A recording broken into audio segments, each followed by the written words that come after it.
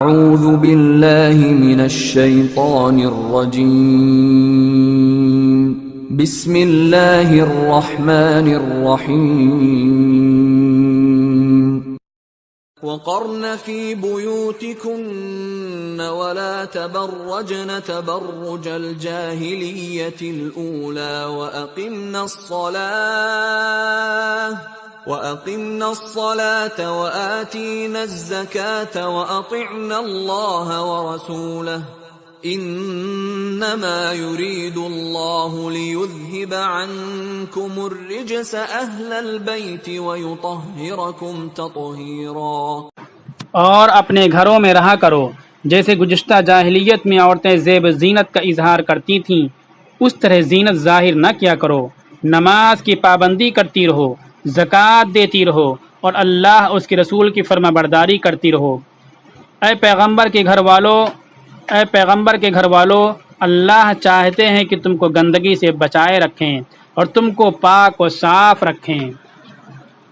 34 واذكرن ما يتلى في بيوتكن من آيات الله والحكمة ان اللہ کان لطیفا خبیرا۔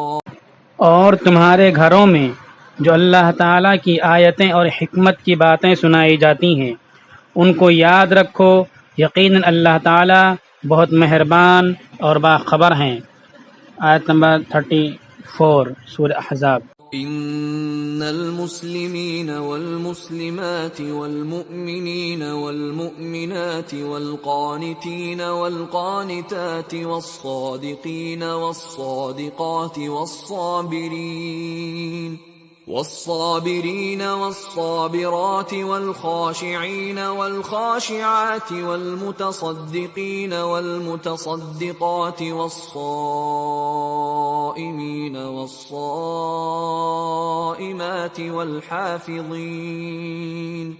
والحافظین فروجهم والحافظات والذاکرین اللہ کثیرا والذاکرات اعد اللہ لهم مغفرة واجرا عظیما۔ یقیناً مسلمان مردوں اور عورتوں، ایمان والے مردوں اور ایمان والی عورتوں، فرما بردار مردوں اور عورتوں، سچے مردوں اور عورتوں، صبر کرنے والے مردوں اور عورتوں، اللہ سے ڈرنے والے مردوں اور عورتوں، صدقہ کرنے والے مردوں اور عورتوں، روزہ رکھنے والے مردوں اور عورتوں، اپنی شرمگاہ کی حفاظت کرنے والے مردوں اور عورتوں اور اللہ کو خوب یاد رکھنے والے مردوں اور عورتوں کے لیے ہم نے بخشش اور بڑا اجر تیار کر رکھا ہے۔ یہ سورہ احزاب کی آیت نمبر 34-35 ہیں۔ میں 34 پر گفتگو کروں گا اور اس سورت کے بارے میں تھوڑا سا تذکرہ ہو جائے۔ حزب کے معنی جماعت، گروہ، جتھے کے آتے ہیں، اسی کی جمع احزاب ہے جس کے معنی ہے بہت سے گروہوں اور جماعتوں کا مجموعہ، الائنس۔ رسول اللہ صلی اللہ علیہ وسلم کی زندگی میں یوں تو مدینہ پر اہل مکہ کی طرف سے کئی حملے ہوئے، لیکن ان میں سب سے خطرناک اور دشمنان اسلام کی سازش کے اعتبار سے فیصلہ کن حملہ وہ تھا جس میں مسلمانوں کے خلاف قریش مکہ، بنو غطفان اور یہودیوں میں سے بنو قریظہ ایک جٹ ہو کر مدینہ پر حملہ آور ہو گئے تھے، اور جب منافقین مسلمانوں کے صف میں گھسے ہوئے تھے انہوں نے بھی درپردہ اس سازش کو کامیاب کرنے میں کوئی کسر نہ چھوڑی۔ اسلام کے خلاف بننے والی اس اتحادی طاقت کو قرآن نے احزاب کے لفظ سے تعبیر فرمایا، آیت نمبر 20-22۔ اسی مناسبت سے اس سورت کا نام احزاب ہے۔ ویسے اس غزوہ کو احزاب بھی کہتے ہیں اور خندق بھی۔ خندق کے معنی گڑھے اور کھائی کے ہیں۔ حضرت سلمان فارسی رضی اللہ عنہ کے مشورے سے ایک جنگی تدبیر کے طور پر پیچھے کی طرف صلع نامی پہاڑی رکھ کر ڈاکٹر عبید حمید اللہ کی تحقیق کے مطابق سامنے سے 6000 گز لمبی، 10 گز چوڑی اور 10 گز گہری خندق کھودی گئی عہد نبوی کے میدان جنگ، صفحہ نمبر 27-28، تاکہ دشمن خندق پار کر کے حملہ آور نہ ہو سکے۔ یہ صورت جہاں رسول اللہ صلی اللہ علیہ وسلم کی سیرت کے دو اہم واقعہ غزوہ احزاب و غزوہ بنو قریظہ پر روشنی ڈالتی ہے، وہیں بہت سے شرعی احکام پر مشتمل ہے، جیسے یہ بات کہ اب قانون میراث رشتہ کی بنیاد پر ہوگا، نہ کہ اس اسلامی بھائی چارہ کی بنیاد پر جو آپ صلی اللہ علیہ وسلم نے انصار اور مہاجرین کے درمیان قائم فرما دی تھی۔ ایسی طلاق شدہ عورت کا حکم جس کو میاں بیوی کے تعلق سے پہلے ہی طلاق دے دی گئی ہو۔ عورتوں کے لیے حجاب کا حکم، جب گھر سے باہر نکلیں تو گھونگھٹ ڈال کر نکلا کریں۔ ان کے ساتھ ساتھ دو ایسے احکام بھی دیے گئے ہیں جن کا مقصد زمانے جاہلیت کی رسموں کو ختم کرنا ہے۔ ایک یہ کہ کوئی شخص بیوی کو ماں سے تشبیہ دے دیتا تو وہ ہمیشہ کے لیے اس پر حرام ہو جاتی اور وہ گویا ماں کے درجے میں آ جاتی۔ دوسرے، اگر کوئی شخص کسی کو منہ بولا بیٹا بنا لیتا تو اس کو اپنے بیٹے کے درجہ حاصل ہو جاتا اور اس کی بیوی کو اپنی بہو کی طرح محرم سمجھا جاتا۔ اس رسم کی جڑیں اتنی گہری ہو گئی تھیں کہ اس کو ختم کرنے کے لیے ایک واضح مثال اور عملی نمونہ ضروری تھا۔ اسی مقصد کے تحت حضرت زید رضی اللہ عنہ، جن کو آپ نے پہلے اپنا بیٹا بنا لیا تھا، بمشیت خداوندی ان کا نکاح حضرت زینب رضی اللہ عنہا سے ہوا، پھر مزاج کی ناموافقت کی وجہ سے طلاق ہو گئی اور اللہ تعالیٰ کے حکم سے ان کا نکاح رسول اللہ صلی اللہ علیہ وسلم کے ساتھ ہوا تاکہ عملی طور پر اس رسم کا خاتمہ کیا جا سکے۔ اسی واقعہ کو منافقین نے غلط فہمی اور بدگمانی پیدا کرنے کا ذریعہ بنا لیا تو ان کی تردید کی گئی۔ اس صورت میں کچھ تعلیمات وہ بھی ہیں جو آداب کے قبیل سے ہیں، جیسے رسول اللہ صلی اللہ علیہ وسلم کا ادب، آپ صلی اللہ علیہ وسلم کی بارگاہ میں حاضر ہونے کا طریقہ، ازواج مطہرات سے چیزیں طلب کرنے کا سلیقہ، ولیمہ اور کسی دعوت میں شرکت کا ادب وغیرہ۔ رسول اللہ صلی اللہ علیہ وسلم کے ازواج مطہرات کو متنبہ کیا گیا کہ ان کو قناعت و توکل کا راستہ اختیار کرنا چاہیے، کیونکہ وہ عام عورتوں کی طرح نہیں ہیں، ان کو رسول اللہ صلی اللہ علیہ وسلم کے حرم میں ہونے کا شرف حاصل ہے، عطا کیا گیا ہے۔ یہ بہت بڑا اعزاز ہے۔ اب میں اس آیت کی تشریح کرتا ہوں معرف القرآن سے پہلے۔ وَاذْكُرْنَ مَا يُتْلَى فِي بُيُوتِكُنَّ مِنْ آيَاتِ اللَّهِ وَالْحِكْمَةِ۔ آیات سے مراد اللہ تعالیٰ، آیات سے مراد قرآن اور حکمت سے مراد رسول اللہ صلی اللہ علیہ وسلم کی تعلیمات اور سنت ہیں۔ یہ مفسرین کی تشریح کے مطابق ہے۔ لفظی طور پر حکمت کے معنی وژڈم، عقل و دانش اور فہم فراست کی باتیں ہوتی ہیں۔ سنت رسول اللہ صلی اللہ علیہ وسلم کی تعلیمات کون سی حکمت کا معیار ہے جس کے مطابق نہ پوری ہوتی ہوں، اور کون سی سیاسی جد و جہد ہے اور معاشرتی منصوبہ پلان ہے جس کی تکمیل نہ کرتی ہوں۔ اس لیے اگر سنت بولیں، اس سنت میں حکمت کے معنی بھی مراد لے لیں تو بھی درست ہے۔ باقی سنت جو ہم ایک سمجھتے ہیں دین و شریعت، رسول اللہ کا طریقہ، اور دوسرے لفظی معنی حکمت، تو یہ حکمت مینس وژڈم، یہ بھی مراد لے سکتے ہیں۔ جیسا کہ عام مفسرین نے حکمت کی تفسیر اس جگہ سنت سے کی ہے، اور لفظ اذکرنا کے دو مفہوم ہو سکتے ہیں۔ ایک یہ کہ ان چیزوں کو خود یاد رکھنا جس کا نتیجہ ان پر عمل کرنا ہے، دوسری یہ کہ کچھ قرآن ان کے گھروں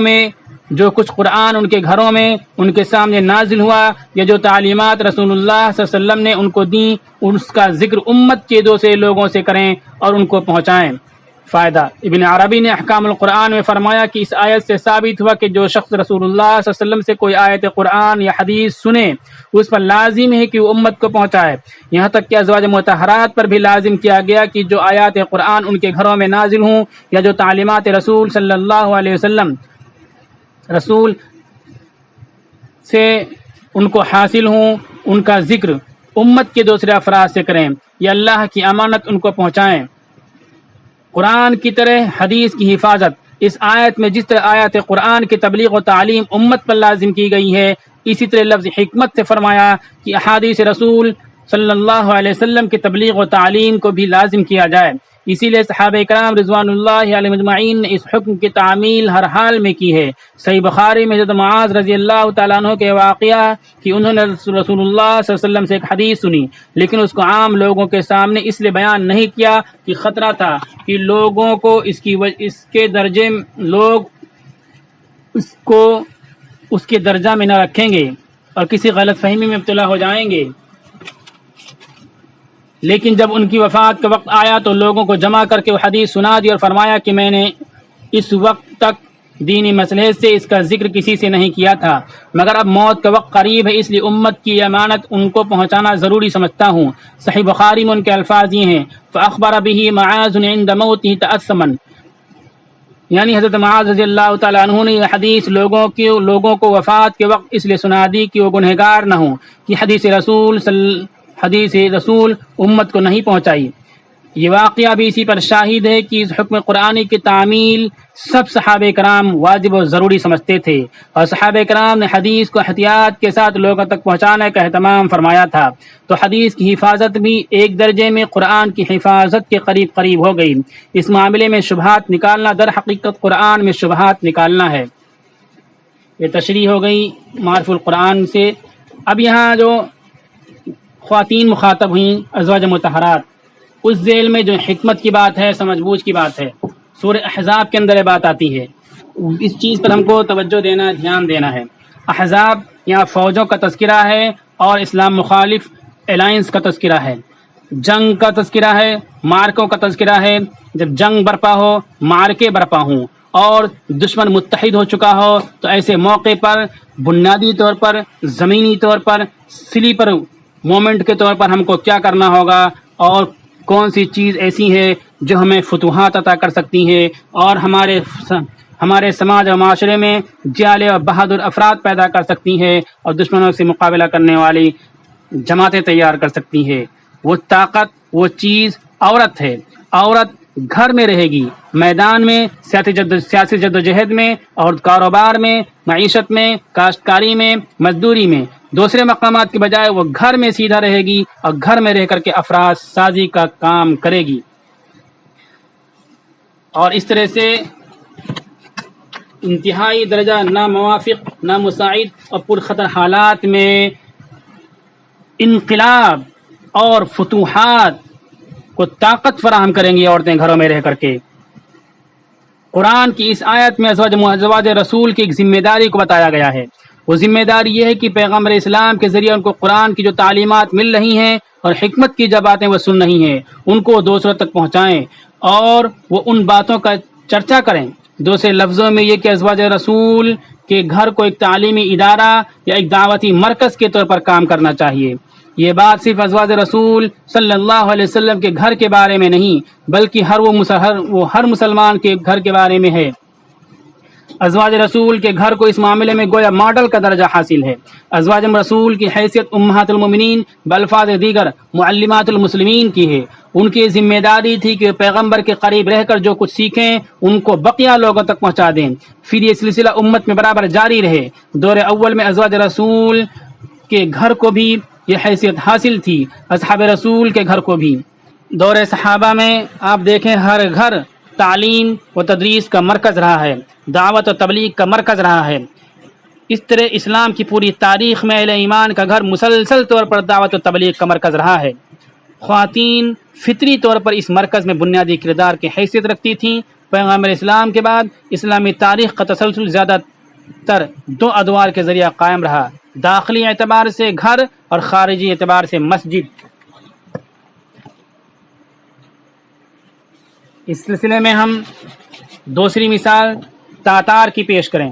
جب ان کا فتنہ، ان کے فساد اور ان کی تخریب کاری نے اسلام کی جڑوں کو ہلا کر کے رکھ دیا تھا، تو کہاں سے اسلام کی آبیاری ہوئی اور اسلام کو سپاہی اور دین کے داعی کہاں سے ملے؟ یہ عورتوں کی کوششوں کے نتیجے میں ملے۔ اسلام کی تاریخ 7ویں صدی عیسوی میں شروع ہوئی۔ پانچ صدیوں تک شاندار سفر کرنے کے بعد 13ویں صدی میں ایک زبردست حادثہ پیش آیا۔ تاتاری قبائل 20,000 کی تعداد میں اپنے کوہستانی علاقوں سے نکلے۔ انہوں نے سمرقند سے لے کر کے حلب تک پوری مسلم سلطنت کو تاراج کر دیا، یہاں تک کہ 1258 میں عباسی سلطنت کا خاتمہ ہو گیا۔ اس کے بعد نصف صدی تک کے اندر، آدھی 50 سال کے اندر یہ معجزاتی واقعہ ہوا کہ تاتاری فاتحین کی اکثریت نے اسلام قبول کر لیا۔ وہ انوکھا واقعہ پیش آیا جس کو پروفیسر T.W. آرنولڈ نے بیان کیا ہے کہ فاتح نے مفتوح کے مذہب کو اختیار کر لیا۔ پروفیسر جو کتاب ہے the preaching of Islam, page number 2، اور اس کی اشاعت ہے 1979۔ پروفیسر آرنولڈ نے اس معاملے میں کافی تحقیق کی ہے۔ ان فاتحین نے کس طرح اسلام قبول کیا؟ اپنی کتاب کے صفحہ نمبر 508 دا پریچنگ آف اسلام میں انہوں نے اس سلسلے میں مختلف اسباب اور واقعات کا تذکرہ کیا ہے۔ غالباً پروفیسر آرنولڈ کی پہلی کتاب ہے جس میں ان تاتاری فاتحین کی قبول اسلام کو تفصیل کے ساتھ بیان کیا گیا۔ عام طور پر مسلم علماء اور مؤرخین نے اس واقعہ کا ذکر کیا ہے مگر محض ضمنی طور پر۔ مثلا اقبال نے لکھا ہے عیاں یورش تاتار کے افسانے سے پاسبا مل گئے کعبہ کو صنم خانے سے، مگر اقبال یا کسی اور مسلم شخصیت نے اس کی تفصیل نہیں بتائی کہ ایسا کیوں ہوا۔ T.W. آرنولڈ جو 1896 کے زمانہ میں مسلم یونیورسٹی علی گڑھ کے پروفیسر تھے، انہوں نے اسی دور میں کتاب لکھی۔ پروفیسر آرنولڈ نے اپنی کتاب میں فاتح تاتاریوں کی قبول اسلام کے جو اسباب بتائے ہیں ان میں ایک یہ ہے کہ تاتاریوں نے 1258 عیسوی میں جب عباسی سلطنت کو ختم کیا تو انہوں نے ہزاروں کی تعداد میں مسلمان مردوں اور عورتوں کو پکڑ کر اپنے گھروں میں خادم کے طور پر رکھ لیا۔ یہ عورتیں جو تاتاریوں کے گھروں میں پہنچی وہ تاتاریوں کے اوپر اسلام کی تبلیغ کا ذریعہ بن گئیں، کبھی براہ راست طور پر کبھی بالواسطہ طور پر۔ ان کے ذریعہ تاتاریوں تک اسلام کا پیغام پہنچتا رہا۔ براہ راست تبلیغ کی صورت تو یہ تھی کہ تاتاری اپنے تجسس کے جذبے کے تحت ان عورتوں یا مردوں سے سوال کرتے اور پوچھتے کہ تمہارا مذہب کیا ہے۔ بالواسطہ تبلیغ کی صورت یہ تھی کہ ان مسلم عورتوں اور مردوں کے طریقوں کو دیکھ کر تاتاری اس کی تفصیل پوچھتے۔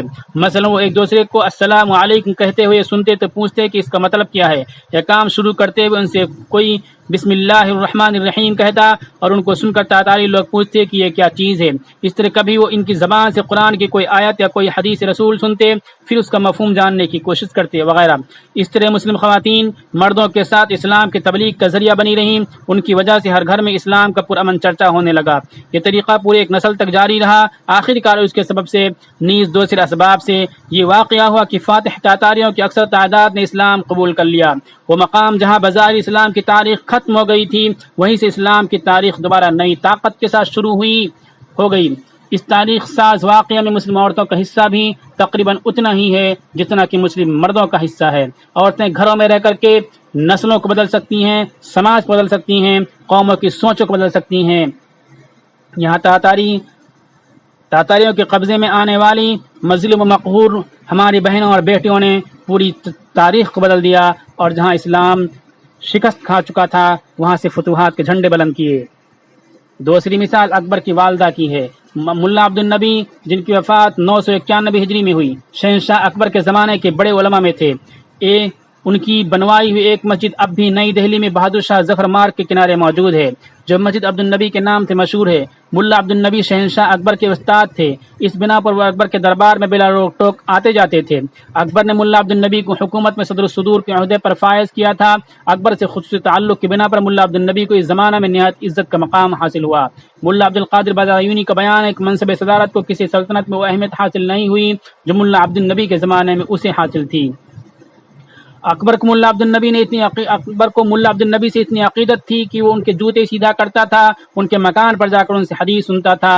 ملا عبد النبی کی صحبت سے ان کی مذہبیت یہاں تک پہنچ گئی تھی کہ وہ مسجد میں خود اذان دیتا تھا اور ثواب کی خاطر بعض اوقات مسجد میں جھاڑو بھی دیتا تھا۔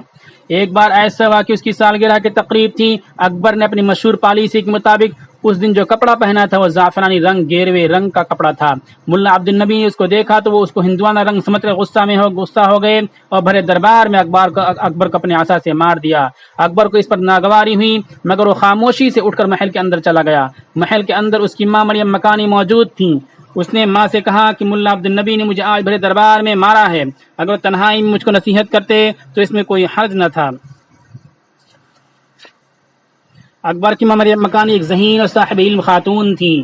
انہوں نے اکبر کی بات سن کر کہا، بیٹے دل پر میل نہ لانا، یہ تمہارے لیے نجات آخرت کا ذریعہ ہے۔ قیامت تک چرچا رہے گا کہ ایک بے اختیار ملا نے بادشاہ کے ساتھ یہ حرکت کی اور سعادت مند بادشاہ نے اس پر صبر کیا۔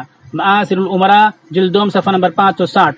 مریم مکانی نے اکبر کو جو جواب دیا وہ کوئی سادہ جواب نہ تھا، اس میں بیک وقت 2 باتیں چھپی ہوئی تھیں۔ اس سے اندازہ ہوتا ہے مریم مکانی کوئی معمولی خاتون نہ تھی، وہ ایک باکمال مسلم خاتون تھی۔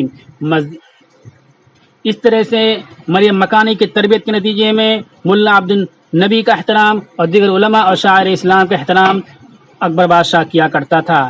گھر میں رہ کر کے مریم مکانی پورے ملک پر اس طرح اثر انداز تھیں کہ پورے ملک میں اسلام کا چرچا، اسلام کا غلغلہ، اسلام کے لیے کام کرنے والے حوصلہ تھے۔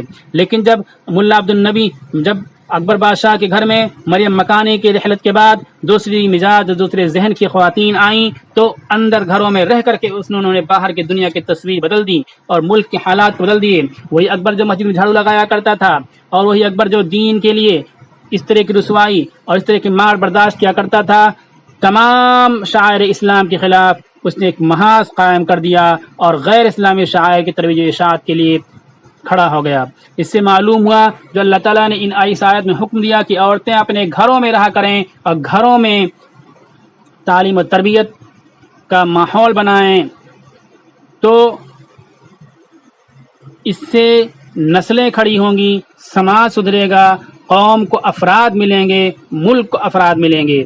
اس لیے جو حکم ہے کہ عورتیں گھروں میں رہیں، اس حکم کے اندر عورتوں کو رسوا، ذلیل یا ان کے کام کو محدود نہیں کیا گیا ہے، بلکہ ان کو بہت زیادہ سینسیٹیو اور سافٹ ویئر ورک دیا گیا ہے اور ذمہ داری دی ہے پوری قوم کو، پوری نسل کو، پورے ملک کو، پورے معاشرے کو، پورے سماج کو گھروں میں رہ کر کے بدلنے کا۔